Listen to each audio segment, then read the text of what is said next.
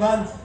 At syempre, sa ating mga konsehal na masisipag, Department of Health na OIC natin, kay Ma'am Padilla, sa mga doktor ng Manila Health Department, at galing po sa PhilHealth, Ma'am, pa tayo, sa mga barangay chairman, kagawad, at sa mga batang tundo na naririto ngayon, isa pong magandang hapon sa inyong lahat.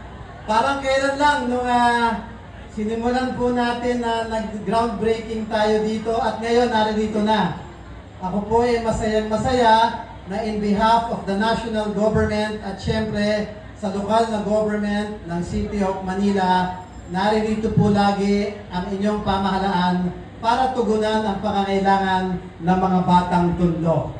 Pero excited po ako na naririto po ang ating mayor na talaga namang nag-i-spearhead o nangunguna sa lahat ng programa ng lungsod ng Maynila. Kaya panatag po tayong lahat, Manila is in good hands sa ating butihing Mayor Isko Moreno.